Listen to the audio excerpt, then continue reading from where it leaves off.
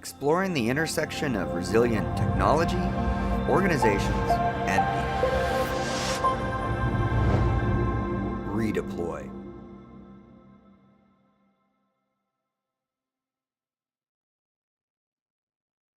This talk is more about detecting and handling errors and like my mental model on the technology side, but also definitely on learning, recycling those ideas, and sharing that, collaborating with the team. So I used this picture of a boat, and I kind of like came up with this analogy of using the boat metaphor because when I first thought about resiliency and this topic, I thought static stability, which is a term that I use with my colleagues. It's a term used in machinery like aviation, industry, sailing. For a boat, it's about how far the boat can lean before it capsizes, which is very much in the theme of how far can you push your system, or how much can your system take in terms of turbulence before things go wrong, and then what do you do at that point? And it's not always about just upright, it's about all the angles that it can take. And you have to define that for your business.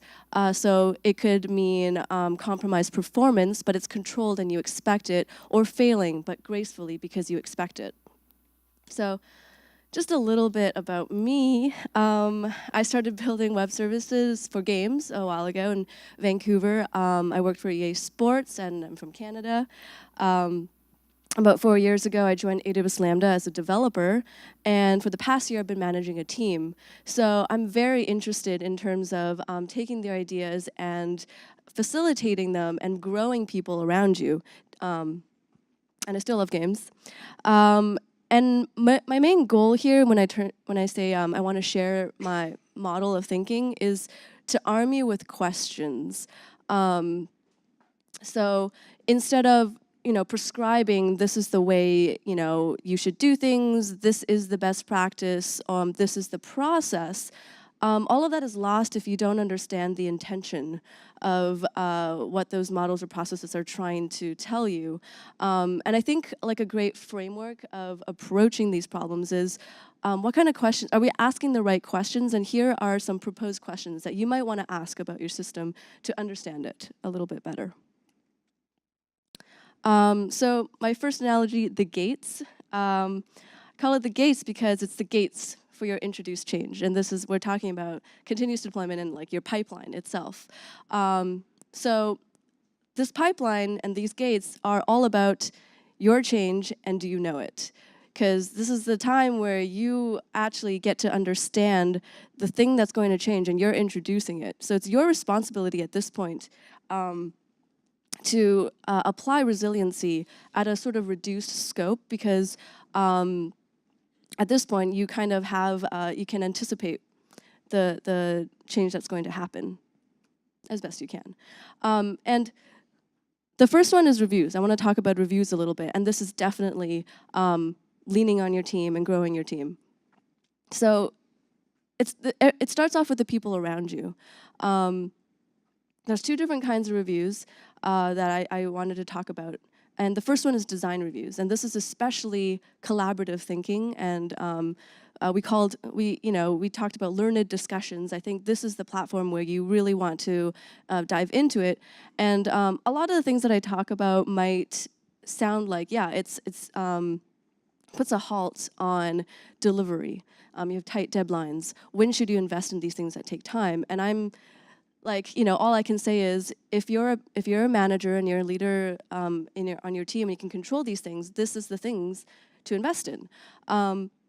This is design reviews not only make your system better, it makes your software engineers better because they learn from each other. So I call this due diligence. There's definitely things that you couldn't waste time on, and having a constructive discussion is like a topic in and of itself, not bike shedding, like. So that breaks down into what are the questions that you should concentrate on in a design review, and I'll kind of go into sort of like some of my proposals there.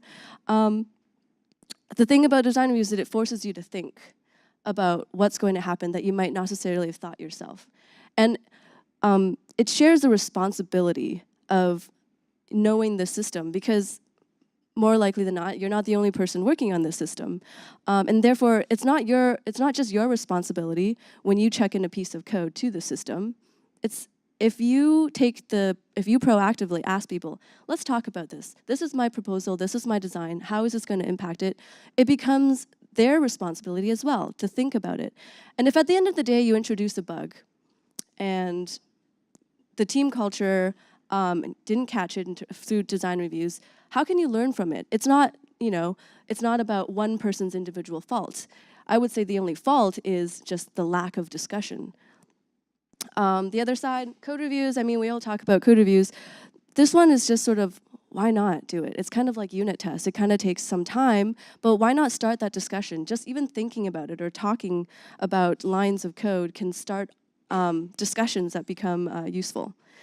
So some interesting questions that I think would be that you might want to ask is when you're introducing code change is, are you introducing a dependency? And I'm going to talk a lot about dependencies because basically everything that's not in your code that you need to happen is a dependency. So that's the wild, and I'll talk about the wild. But how does your code respond to that dependency's expected behaviors? This means that you should take some time to understand that dependency. This could be, you're talking to another service, you're talking to a data store, Memcache or whatever, or you're making a call to another service within your own system. It could be through, RPC, your HTTP call. Basically, you need something to happen. Somebody else is going to make that happen. You don't have fine-grained control over that, but you do expect, some sort of indication of what just happened. You got to know what signals that they're going to send you. And I talk about, in terms of a response code, what are all the response codes that are going to return back? How is your system going to kind of respond to that? Also, are you introducing impact to performance or utilization? Think about the resources that you rely on. If you're sort of low level, on a host, or you might want to think about CPU, memory, thread count, file descriptors. If you're a little bit high level, say like a Lambda function, you still need to understand the limits in the constraint of what you're working in. So usually when you're working with a service, they express limits. So with Lambda, it would be like units of concurrency or compute. And if you don't know those limits, or if you're using a service that doesn't expose limits, I guarantee you there is a limit. So at the very least, understand what the utilization is. Because at some point, you might get an error. You'll take a look at utilization. Oh, there was a spike. It kind of gives you an indication of maybe that's contributed to something that went wrong. And the last one I say is are you introducing any new failure modes? Did you add any more throws in there? And are there any new exceptions that you're adding in there? Every new throw is another line of code path that you need to consider. When is that going to happen? How are you going to know that it happened?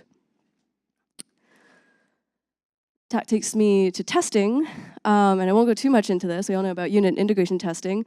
The only thing I can say about unit testing is if you have the time, it can be tedious, but this, again, when you're at the gate part, there's going to be change that you don't anticipate, and your system will exhibit behaviors you don't anticipate. So this is just kind of like a chance for you to sort of cover your bases and think about things. If unit tests are kind of, if you don't think it's adding any value, of course, but I think just going through the thought process a lot of times sort of kind of makes you think about, oh, I didn't think about this case. For integration testing, I kind of want to just throw out a couple tips that I've learned when working with distributed system.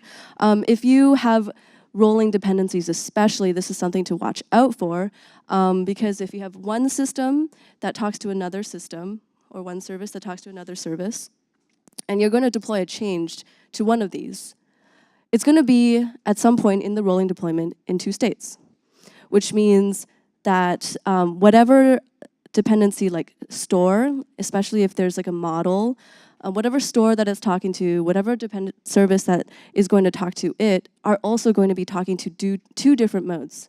So it's going to be talking to both your old code change and your new code change, and they need to be compatible. So this is just kind of like a good thing to think about and have within your pipeline an environment where you have your code in the two different modes and make sure that the integration tests still pass fine. Another thing that I've in my experience is that sometimes you have tests that kind of like are non-deterministic, and sometimes they fail. And you dig into it, and it's fine. It's like not your code, it's something that's out of your control, and then you just start ignoring it instead of fixing it, and then it becomes zero value. In fact, it can be even worse because you think that things are working fine, and it kind of masks problems. I don't know if other people have this, but that is like kind of a red flag. If you have that kind of test, remove it, fix it, understand why it's being non-deterministic, and is there any way that you can tailor the test so that it avoids that? At the end of the day, like when you talk about it with your team on the design, on the proposal for the change that you want to make, testing has to be part of that conversation. How are you validating the change that you're going to introduce?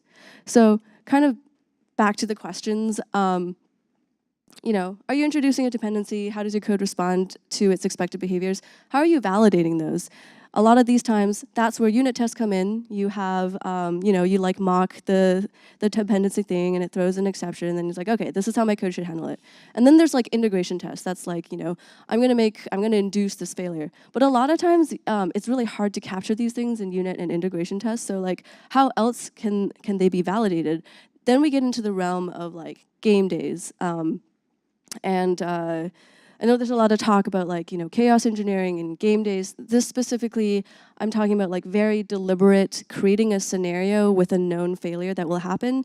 And you have to weigh the cost of, you know, doing that type of testing versus like hoping for the best. But you can't ignore that that is definitely a code path that you've introduced in your system. And like everything else, it probably should be tested at some point. When you introduce impact to performance and utilization, how do you validate those? That's a question that you would ask, and generally the answer is, how do you tailor a load test to understand like the additional CPU memory usage, the additional like whatever utilization impact to the dependency that you're using? So asking those type of questions, what resources do I need, and is the use of those going to change? In terms of introducing new failure modes, handling those failures and testing them, it's kind of like if you're introducing a dependency, you're introducing a failure mode. It's kind of like a very similar thing. So again, how do you validate those? Like think about, you know, can you design a scenario, a game day type thing that will like induce that to happen just to validate that your system will react in the way that it does. And I know game days and load tests and all that stuff are expensive, and I think that there's probably lots of talks on how to like have better tooling, facilitate those a lot better. Another option, if it makes sense for your team, is can you invest in a lightweight simulation to just understand how is this going to play out with my handling of the situation. And I'll try to like go back to sort of areas where we can apply simulation for tactics. But like a simple one would be just understanding traffic shaping, or here, I'll get to it later actually when I talk about retries. So another thing besides testing is like, how do you measure? You know, testing is gonna like test your expected behavior, but then you gotta like also validate it. Another way to validate it is to like understand your system's outputting signals when it's running. So, you know, some questions that you can ask are like, what are your success metrics? Is it the presence or absence of something that you can count? So I work at Amazon. A lot of my analogies are thinking of like web services, and I talk about the customer and APIs that are being available. But you know, maybe for your system, it's something else. Like, is it a transaction? And if something has to succeed or fail in that case, think about, do we need to count it? And a lot of times, the thing that's going to succeed or fail, maybe it makes sense to maybe track percentage instead of counting, because like you have tons of traffic, counting all these different things. How do you make sense of what's important, what's not? Well, it's like, well, what percentage of things are failing? What percentage of it is doing this? What percentage of it is doing that? That can give you a better picture than just pure numbers.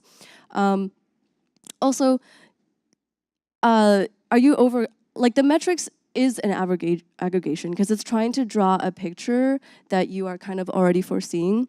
But maybe you need like 2 types of metrics. One to give you an overview of what's happening, when you should be concerned about something, and then there's the metrics that help you diagnose.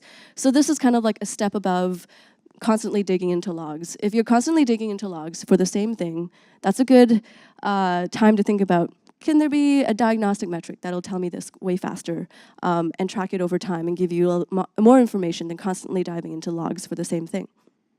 And this is my, these are questions that I ask, but I also think, you should just measure every exception except separately. I find it very helpful, even when you don't anticipate it. For performance, things to measure that you can think about is, do you care how long something takes?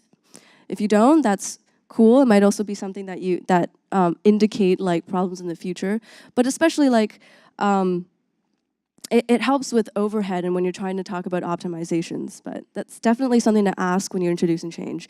Is it going to change how long something's going to take, and do you need to measure it? For utilization, are you close to any system limits? So again, this is understanding the resources that you are relying on and how you're using them. And if you don't know the limits, try to find them out, but at the very least, have the utilization, so when something goes wrong, you can see over time something's changed in the utilization. It gives you a red flag. And in general, if it's easy, and I put the little the light bulbs there because I think, oh, it's an easy thing to do. Just do it. Why not? Which is just measure how long any dependent calls take. It's just good to have in your back pocket.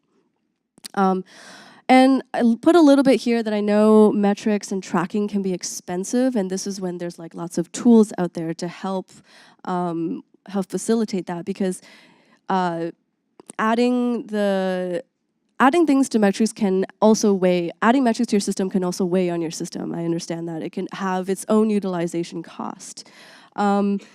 So, if you want to be a little bit more optimized, you can think about like, well, you can add 1 million metrics, but does this metric tell you something that you don't already know from another indicator? So just to kind of optimize there.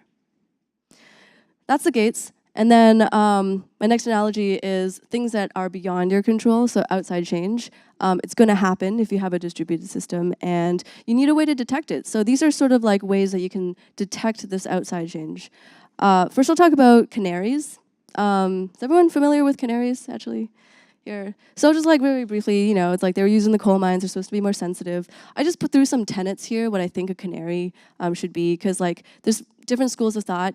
Maybe some people are like, you have a canary for everything, and the other people are like, no, it's like, that's too expensive. Like, the canary should capture the real world customer experience, and again, this is my Amazon background, but it's like, it's there to represent alongside all your other live production traffic. It's there representing whatever live production traffic means to you.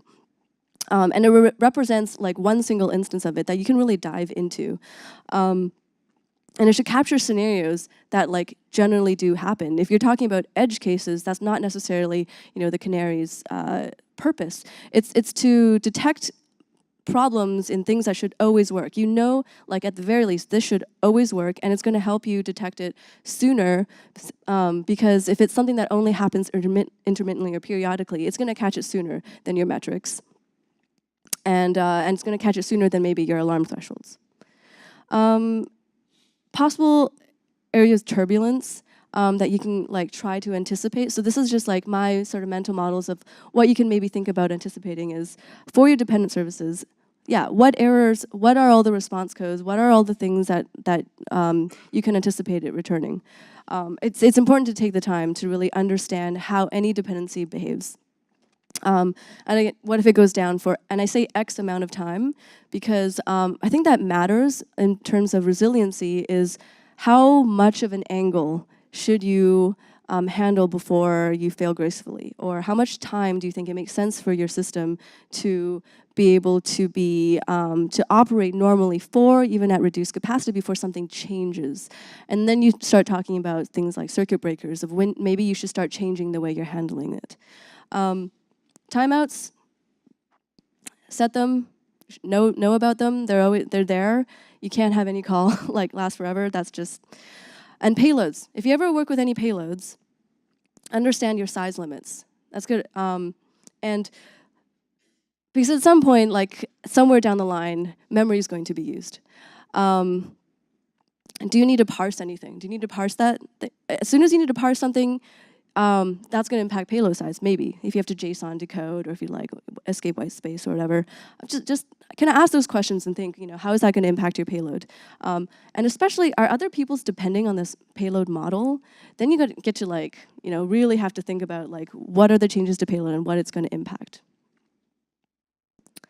And then, great way of detecting change in the wild, again, is just metrics, more metrics, and more metrics. So for every dependency, measure, these are just, models like throughput. Like, that's an easy thing, just an easy thing to measure.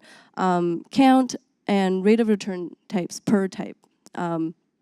And the latency of the call. These are sort of just like the three basics whenever I think of, okay, I need to measure something, what makes sense to me? Well, these are the three basics, why not have them? And I know not everything is for free, but if, it makes sense, like, if it's inexpensive, I think these are just sort of like some basics that you need to ask and probably measure. For your own services, again, the count and rate of exceptions, and any relevant utilization, and if you're at a higher level, say like Lambda or something like data store service, what are the units of utilization that they expose, and then also measure them. These metrics are sort of useless unless you look at them. So I know there's like a lot I'm saying like, oh, metrics, metrics, metrics, but it's like what's the point of having them if you're never going to look at them? And that's why it's only useful if you're going to create a dashboard that tells you the story that you want to tell, that you want those metrics to tell you. So when you're talking about what's the overall system health? That's when you have sort of the aggregate metrics that's supposed to give you red flags that something went wrong. And then you have your diagnostic dashboards that are like, okay, what are these metrics going to tell me that can help me diagnose what went wrong? And then you have alarms. So you might not have a dashboard on a metric. If you don't have a dashboard on a metric, then that's when you have an alarm on it. You want to be notified that something had happened or some change had happened, and you need to look into it. But I'm also super aware of like not wanting to be woken up at 3 a.m. for false alarms, because I work at a place that are on call, and that sucks. So, and this can mean this means like you might want to have multiple alarms on the same metric because you have different types of change that you want to know about, and you shouldn't compromise on like, well, the threshold is too sensitive or not too sensitive, but it's not going to catch this, but it's going to be. So having multiple alarms can be helpful here. For example, you can have try to catch very high thresholds, but in a short period. So that will like help you capture spiky shapes like that spiky graph. But then that's not going to be able to catch low errors at periodic or kind of like sustained types errors. That's also something to watch out for.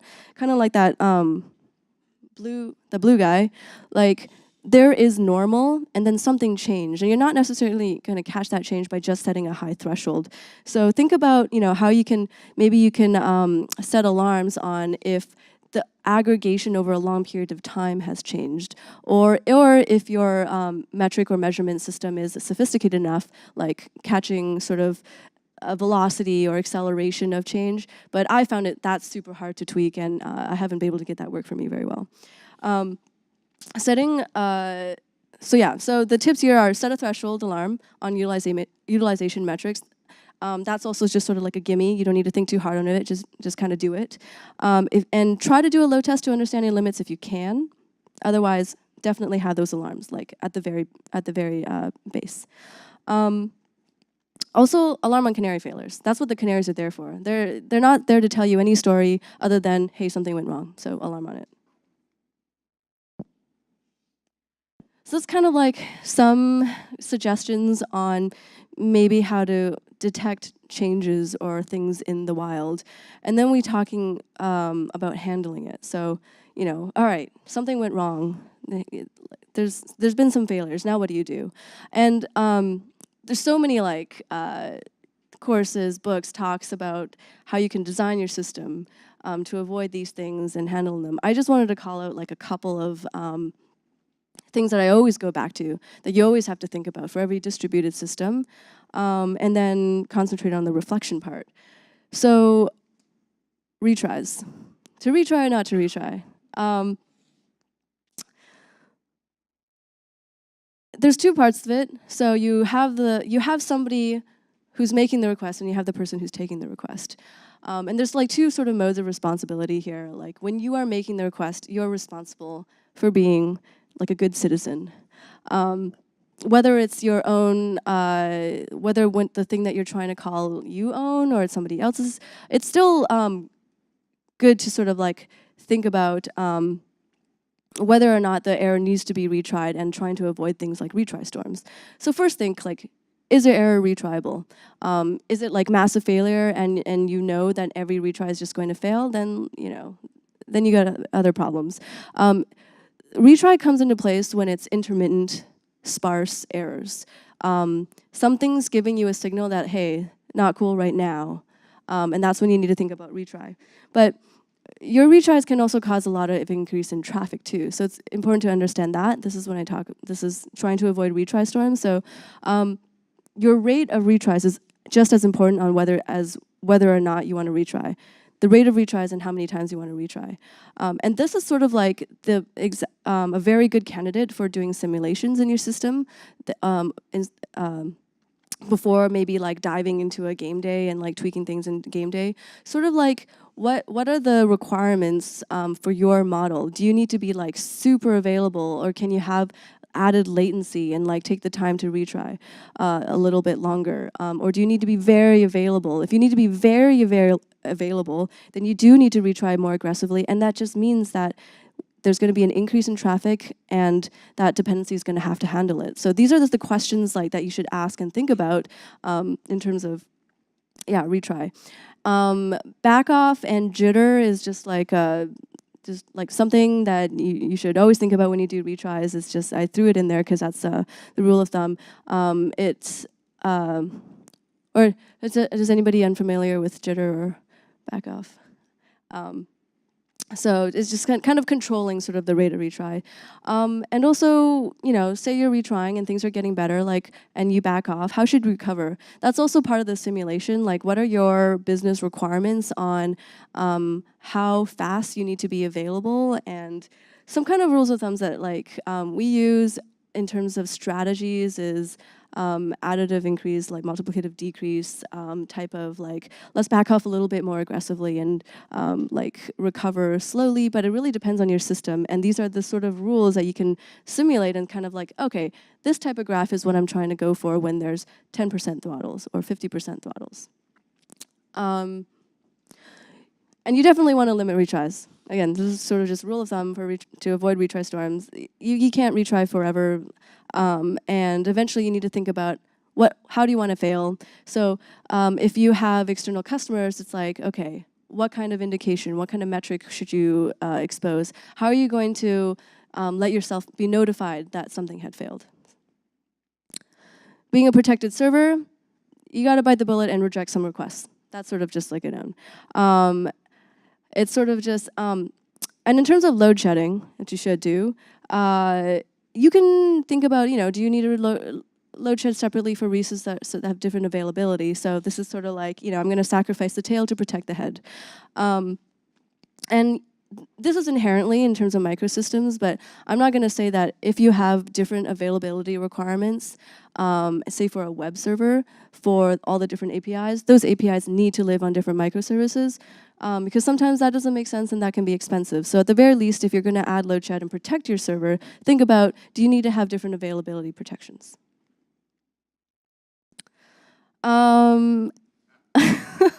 Caching. Oh my God, that's so hard. And we kind of talked about why that's so hard.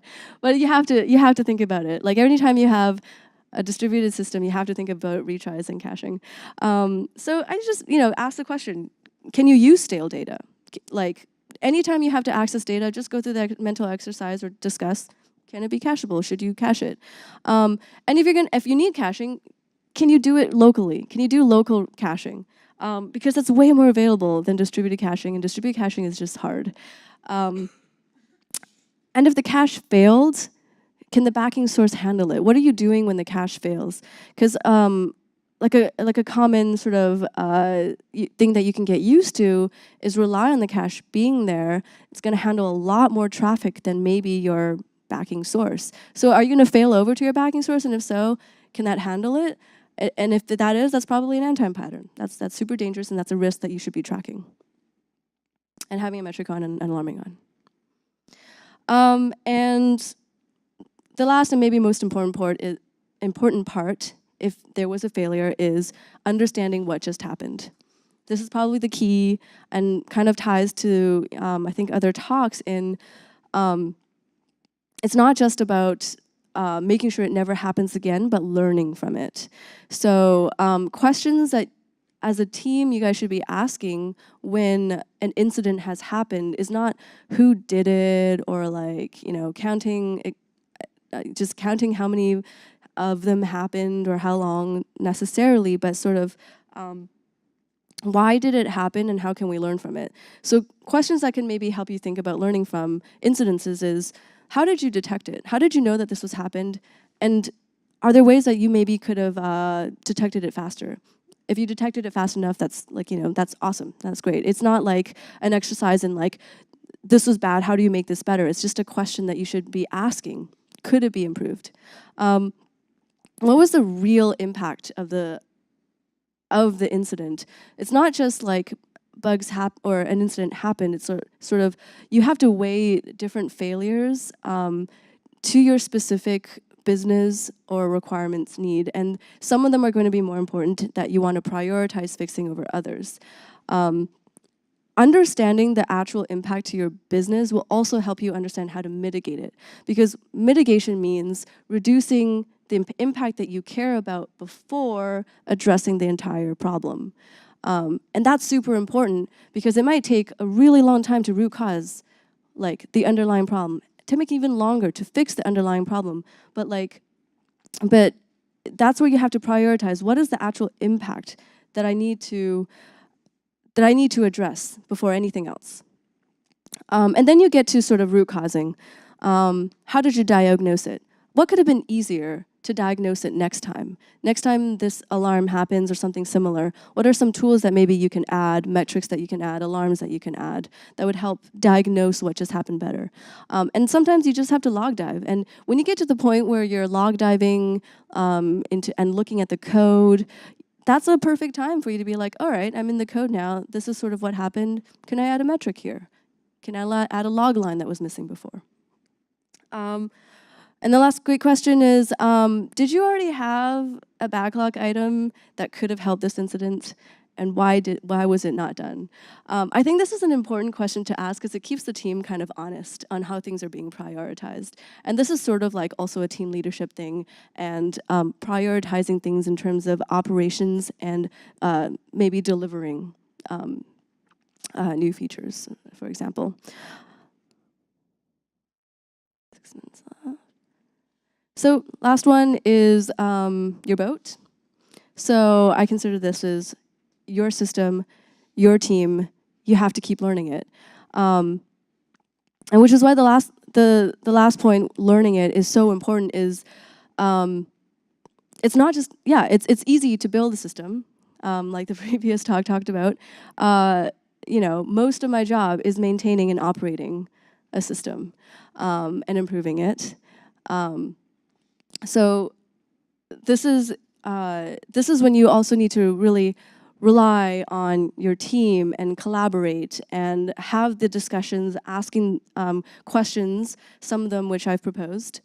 Sort of just to summarize how to help understand your system, detect change. So good change is good, bad change is bad, but not knowing that there was a change either way is worse.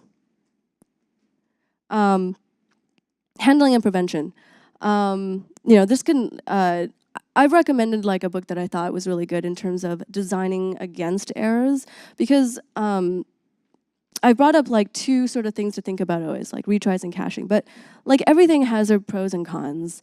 You really have to weigh things against your business needs. Do you need to prioritize availability, or do you need to prioritize performance? And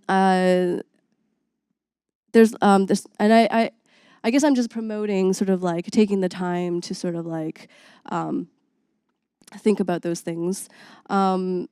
You can handle anticipated errors. You have to handle anticipated errors anyways. You can design against and prevent errors as much as possible, but you have to think about them as happening anyways. And yeah, how you handle is different for different requirements. So it's really hard to sort of be like, you always should do this or you always should do that.